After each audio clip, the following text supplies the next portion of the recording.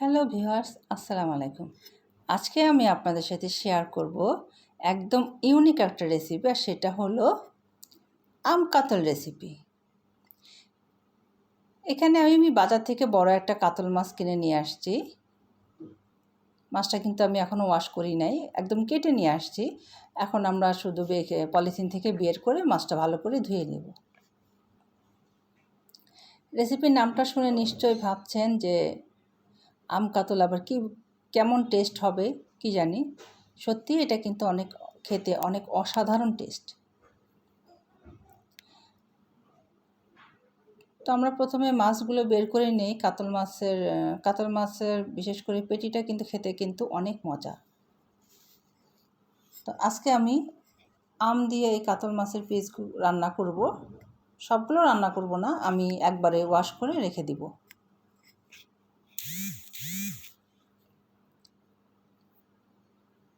তো আমি ঢেলে নিলাম ওয়াশ করার জন্য।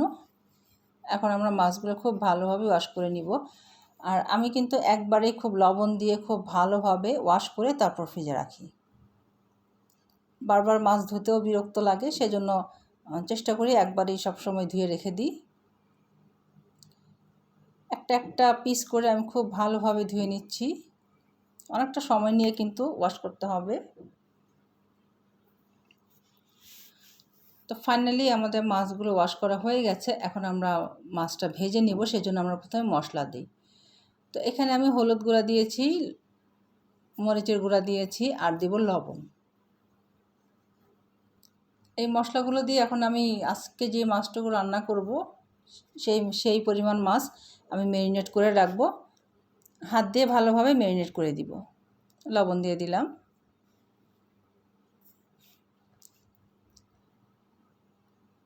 অবশ্যই মাছটা ভেজে রান্না করবেন।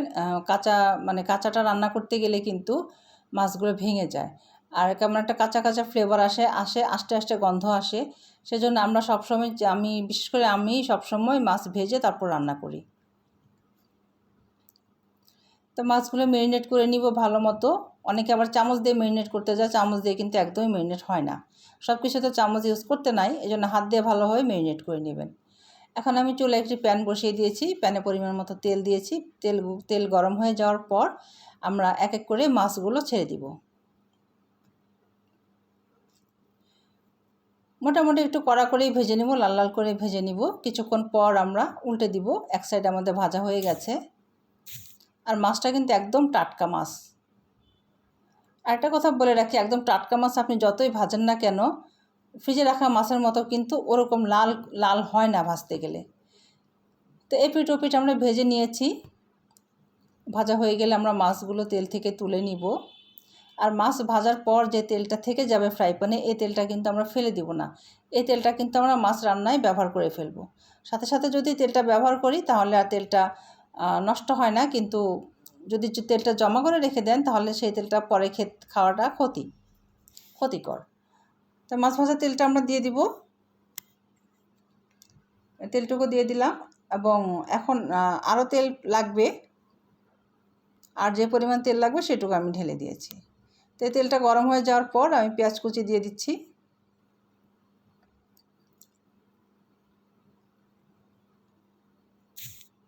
পেঁয়াজগুলো আমরা লাল করে ভেজে নিব। তো পেঁয়াজ ভাজার সময় কিন্তু আমি লবণটা দিয়ে দিলাম। একটু লাল লাল করে পেঁয়াজ ভেজে নিব। আর লাল লাল করে পেঁয়াজ ভাজতে গেলে কিন্তু চুলার হিটটা মিডিয়াম রাখবেন। হাই হিট দিলে কিন্তু পেঁয়াজ পুড়ে যায়, বাট ভাজা হয় না।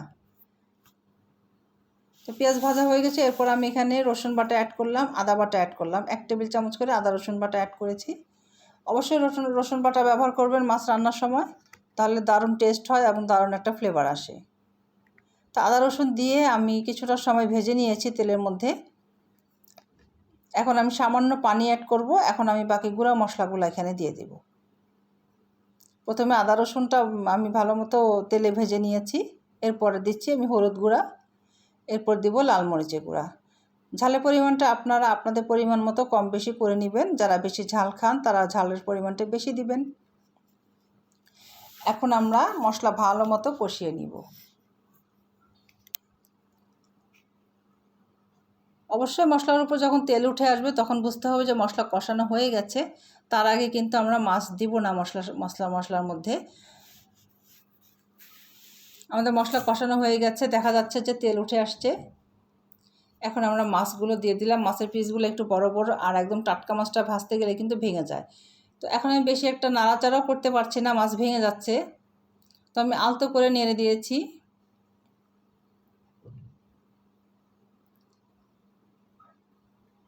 আমি হালকাভাবে নেড়ে দিয়েছি। এখন আমরা একদমই নাড়াচাড়া করব না। আর এই যে আমি আম কেটে রেখেছি, খুব বেশি আম কিন্তু এখানে দেওয়া যাবে না, খুব বেশি দিতে গেলে কিন্তু টক হয়ে যাবে। এখানে আমি 5 পিস আম দিব, আমটা অনেক টক। তো আমগুলো দিয়ে দিলাম।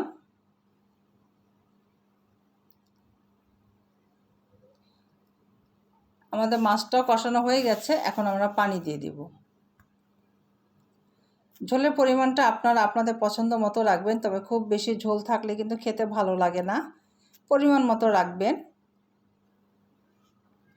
আমি পানির পরিমাণটা কিন্তু অল্পই দিয়েছি, কারণ ভাজা মাছ শুধু আমটুকু সিদ্ধ হবে, তারপরে আমি নামিয়ে নিব। হালকা হালকা ঝোল থাকবে।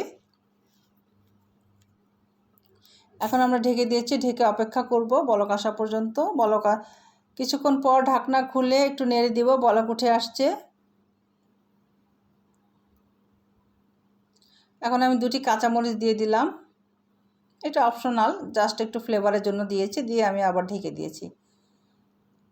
তো আবার কিছুক্ষণ পর আমি ঢাকনা খুলে নেড়ে দিব।